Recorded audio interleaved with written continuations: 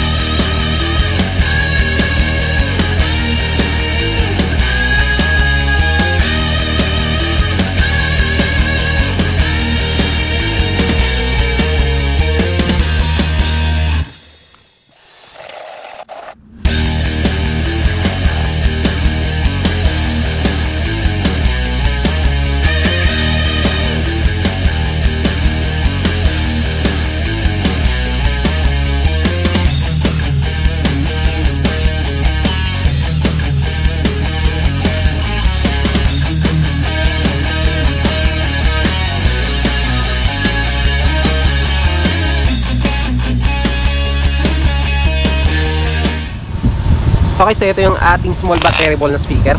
So buo na yung ating isa, pero hindi pa totally finished. Okay, at ikakabit pa natin itong kabaak, at yung ibang part dyan isiliyahin pa natin. So ito na nga yung ating isang pirasong box, at yung isa is bubuin pa natin. So ipakita ko muna sa inyo yung ating forma, kasi binago natin yung forma ng ating small but terrible na speaker. So tanggalin muna natin ito. Ang sukat natin dito is 6 cm. Okay, ito yung lapat natin. And then yung taas niyan mga kabidyo, okay, is 61.5 cm. So dito natin nilalagay yung ating dalawang tweeter horn at yung ating metal dome. Okay, dito natin nilalagay yung ating instrumental and then yung ating sub. So sa sukat nito mga kabidyo, okay, ito yung ating pang instrumental. Okay, ang tabas natin dito is 35.8 cm by 32.7 cm.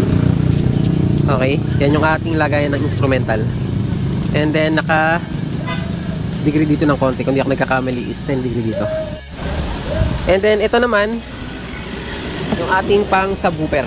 Okay, ang sukat nito mga kabidyo, okay, ang haba niya is 39 cm by 35.8. okay, ito yung 35.8. and then dito natin palalabasin yung hangin. Okay, so ito siya mga kabidyo, okay. Yung dating forma ng ating box mga kabidyo, okay, yung pintuan niya narito sa baba. So ngayon, yung natapos na natin to rito, kasi binago natin yung forma. Okay, so dito mga kabidyo, okay, medyo nilabas natin ng konti yung ating subwoofer, and then ito, and then dito naka-slide din ng konti. Okay, medyo naka-victory siya ng konti. And then ito yung ating brace, nilagyan natin ng brace dito. So yan yung loob ng ating small but terrible speaker. And then nilagyan na rin natin ang handle. At ang sukat natin dito sa ating side mga kabidyo, okay, is 51.5 cm by 61.5 cm. So yan yung sukat natin sa tabas. 2 pieces para sa isang box. And then dito sa taas, yan, dito sa ating top, bali 2 pieces. Ang haba niyan is 51.5 cm by 39.5 cm. 2 pieces para sa itaas at ibaba. And then sa ating back,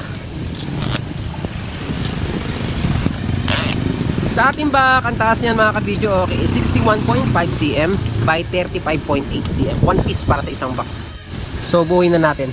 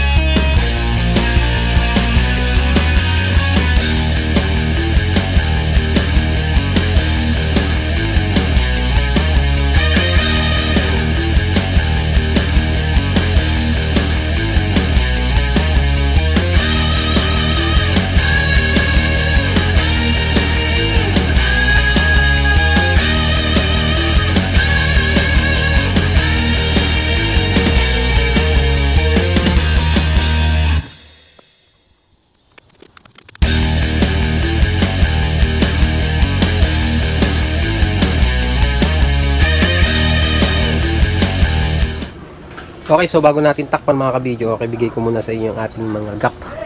Okay? Sa ating harap. Okay, so ito yung ating subwoofer. So mga ka-video, okay, dito kasi, yung dati kasing ginagawa natin is, may pintuan dito, yung subwoofer. Okay? So biglang nagbago yung ating speaker. So biglang nagbago yung plano, kaya sinaraduhan na natin dito. Okay, nakafix na rito. Ayan, makikita nyo is dito na natin padadaanin yung ating subwoofer. Okay, so ito na nga yung ating gap dito, mula rito at dito mga ka-video. Okay, ayan, mula dito sa ating subwoofer, yun yung guhit natin.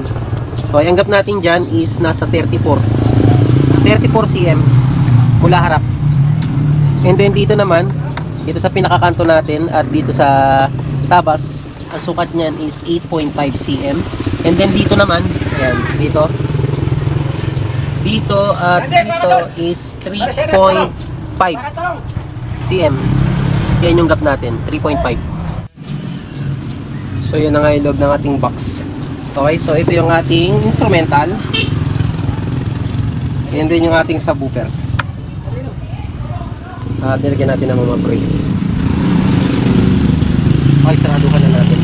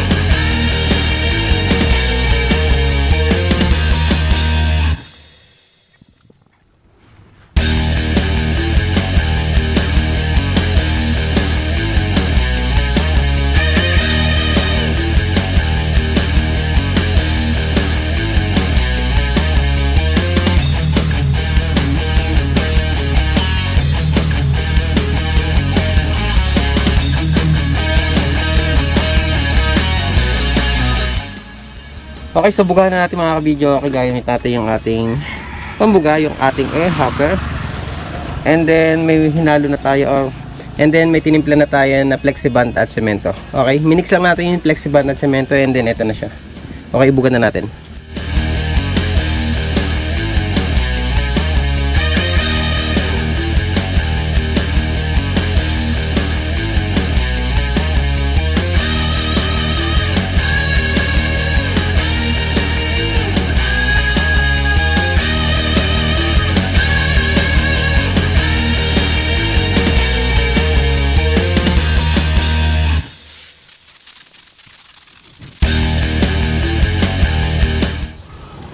Okay, so ito na yung ating binugahan. Bali, 3 patong yung ginawa natin dito.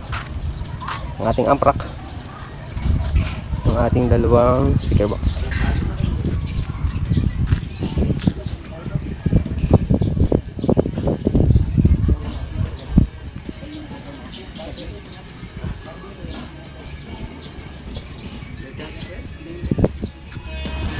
Okay, so ito na yung ating box mga kabidyo. Okay, nalihan na natin, no?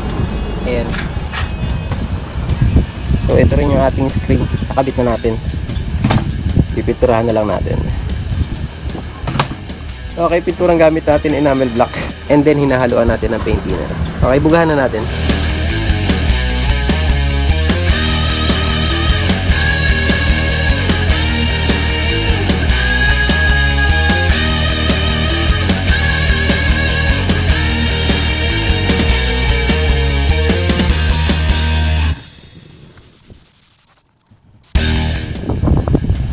Okay, so dahil tuyo na yung ating mga speaker box. Okay, ito na ang ating speaker box at tuyo na sila. So install na natin yung iba nating mga accessories. So dito nakabit na natin yung ating mga accessories. Dito wala pa. Okay, kabit na natin yung ating mga accessories, and then install na rin natin yung ating subwoofer at yung ating instrumental. Okay, so yun yung ating mga pininturahan. And then ito naman yung ating screen at yung ating lagayan ng mga mid at tweeter. So ito yung ating install ng mga speaker, yung ating instrumental. So dito ito mga kabidyo. Okay, instrumental yung ating ikakabit, V81230. Okay, dito sa 300 watts. Pieces Crown brand mga kabidyo. Okay, 300 watts. Then Crown brand, and then yung ating subwoofer, 2 pieces din siya, isa at dalawa. Subwoofer natin Pro SW1236. Wattage niya 360. Okay, dual impedance po siya, pero isa lang yung gagamitin natin. Okay, ito yung ating tweeter na may horn, HT46 150 watts. Okay, so yan yung ating tweeter horn. Ang size ng ating tweeter horn is 4x6. Okay, wattage niya 150 watts mga kabidyo. Okay, and then ito pa yung ating 2 tweeter, metal dome naman tong 2 to. Okay, Pro DT 100. Wattage niya is nasa 150 watts. And then yung ating 4 na mid. 4 yung tweeter natin mga kabidyo, okay, no? 2 metal dome at 2 pieces na may horn. Okay? At ito naman yung ating 4 na pirasong mid. Okay? Pro HM 515, wattage niya mga kabidyo, okay, is 150 watts or 100 to 150 watts. 8 ohms. Okay, so yan yung ating mga ikakabit. Okay, ito naman yung ating capacitor para sa ating tweeter. Capacitor na gagamitin natin para sa ating mga tweeter is 2.2 UF or microfarad mga kabidyo, okay? At para sa ating mid, ayan, 6.8 microfarad.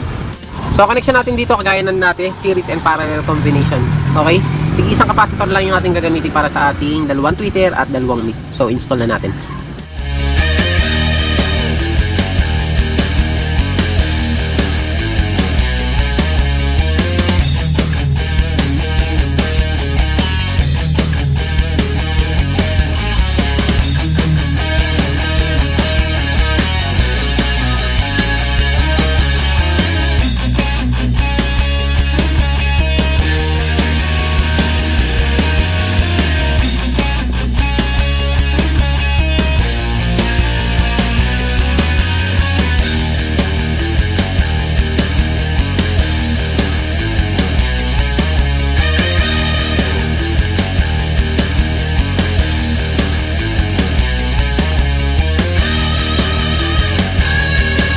So ito na yung ating nilinyahan.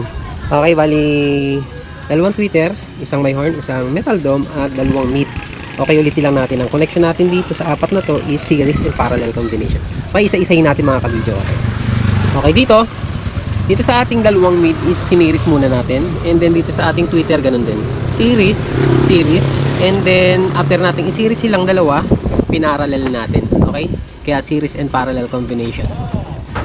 And then yung capacitor na ginamit natin dito 6.8. Okay? Isang piraso para sa ating 2 mid. And then dito sa ating metal dome at saka sa ating tweeter horn, 2.2 UF, okay, or microfarad yung ginamit natin dito na capacitor. Okay, 1 piece. So So yan yung likod, and then ito yung harap. So nilagay natin ng abang, okay, para i-connect na lang or itatap na lang natin yung ating wire sa ating box. Okay, yung ating corner.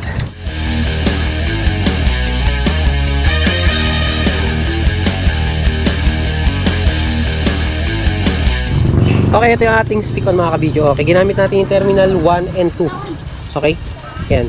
Yung terminal 1 is diretso sa ating subwoofer and instrumental, and then yung terminal 2 is papunta sa ating mga tweeter and mid. Okay.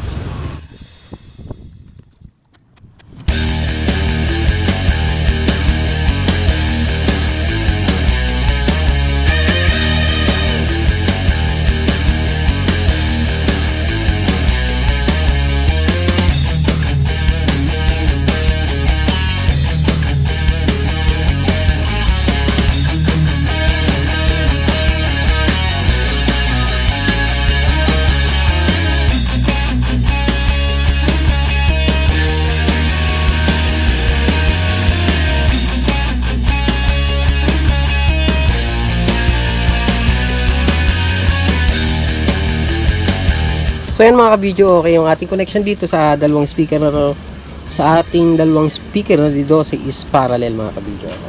Okay? From speak on, dumiretso sa ating subwoofer, and then dumiretso sa ating instrumental. Okay? Pinarallel natin. So yan yung connection natin para sa ating D12 na sub at instrumental. Okay? Sarado na natin.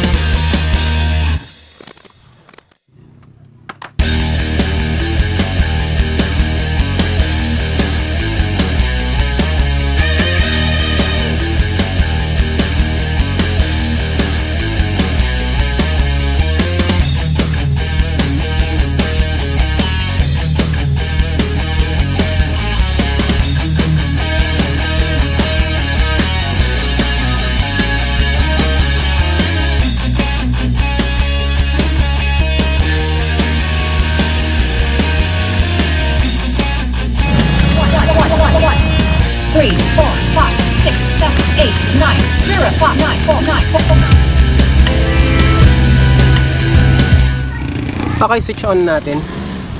Pagpatugtog tayo gamit yung ating Bluetooth at ragatak ang ating music para iwas copyright. So dito mga ka-video, okay, andito yung ating switch, dito natin nilagay. So itong mixer na to is galing sa may-ari. Okay? At ito parang sira ata at hindi gumagana. So kaya ganito yung purpose ng ating keypad. Kasi hindi ko sure kung gumagana talaga itong mixer na to. Kaya kung gusto nung may-ari na magpalit ng mixer is medyo malaki yung kanyang space. Okay? So pwede itong i-atras at i-abante itong ating keypad. Okay? Sinigurado lang natin na kung sakaling magpapalit ng mixer at hindi ito pwede, kahit medyo mataas yung kanyang mixer at medyo malaki, ay pwede nating i-atras to. Ito kasing mixer na to is maliit. Okay? So mukhang hindi gumagana. Okay? So i-reject na natin itong mixer na to. Kaya yung ating music is i-rerecta natin sa ating amplifier. Okay, gamit tayo ragatak music para iwas copyright. Connect natin yung ating cellphone sa ating amplifier. So yung ating amplifier dito na gamit is Sakura 733. At ito yung may Bluetooth na 733. Okay? AB733UB.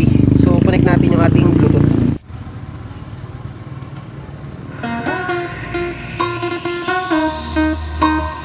Testing Abby kung okay man.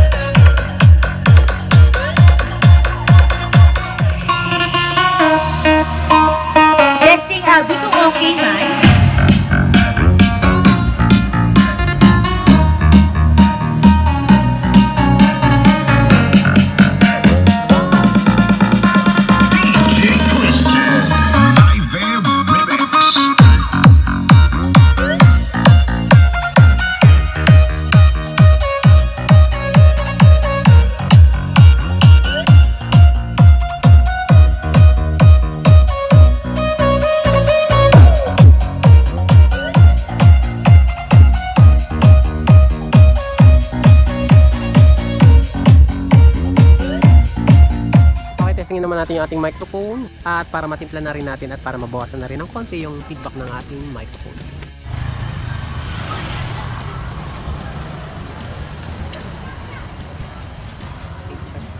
Check heaters, check heaters.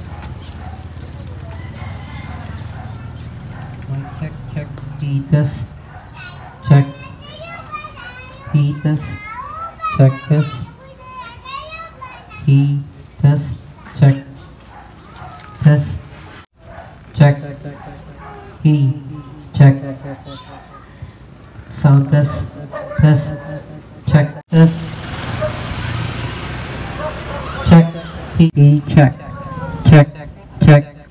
he, test, check, he, check, test, check, he, test, check,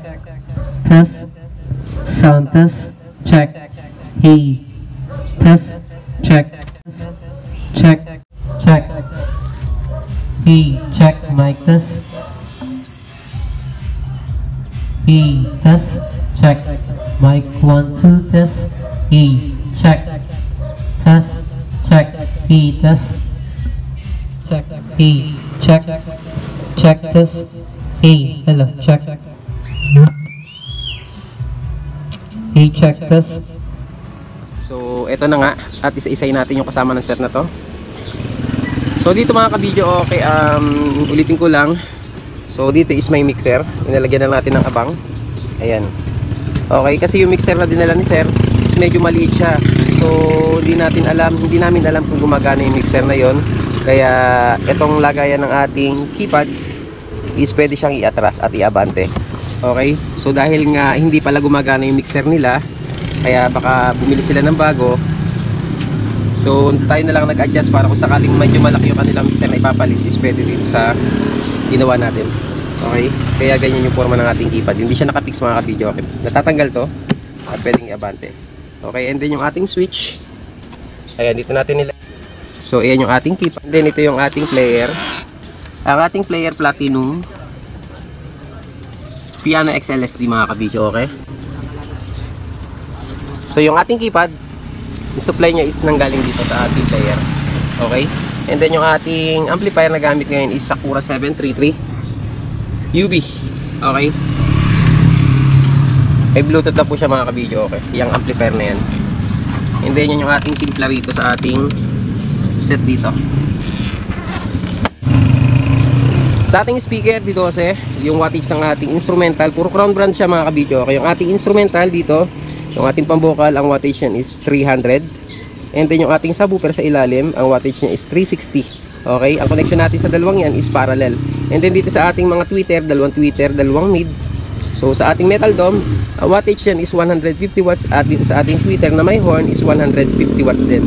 Okay, and then dito sa ating mid, okay, sa ating mid na dalawa, ang wattage yan is 150 watts per each.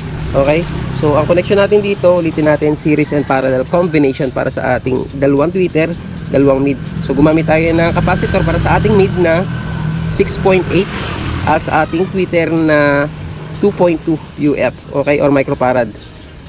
Tig isang capacitor lang po sila mga kabidyo. So yun yung laman ng ating mga speaker.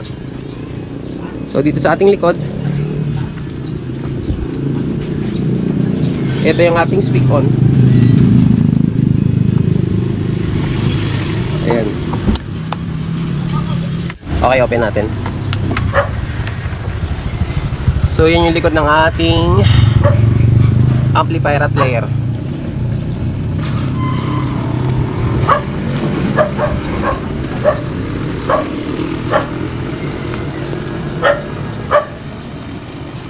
Ito sir, ito mga kabidyo, okay, is para kay Sir Jerby ng Bulacan.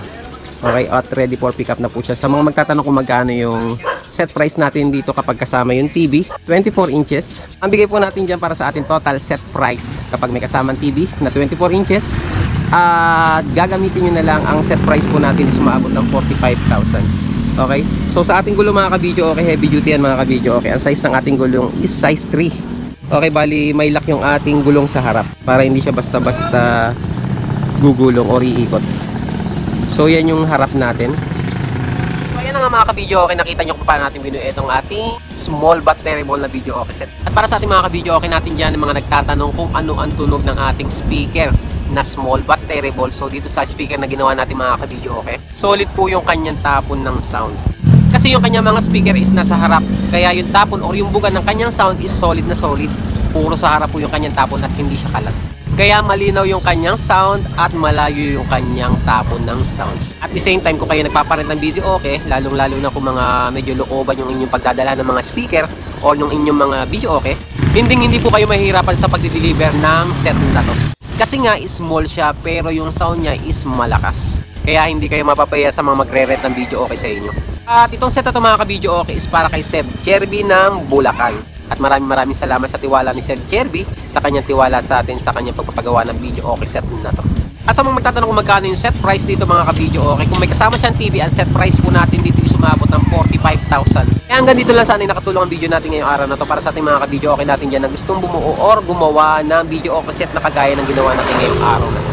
At sa mga hindi pa po nagpa-follow or subscribe sa ating YouTube channel, gayon din sa ating Facebook page, subscribe na po kayo or follow sa ating Facebook page at YouTube channel and notification bell mga ka-video okay, idamay nyo na para lagi po kayong updated sa ating mga ginagawa mga video and paki-like and share nyo na rin po na gusto nyo. At hanggang dito lang, maraming salamat at hanggang sa muli.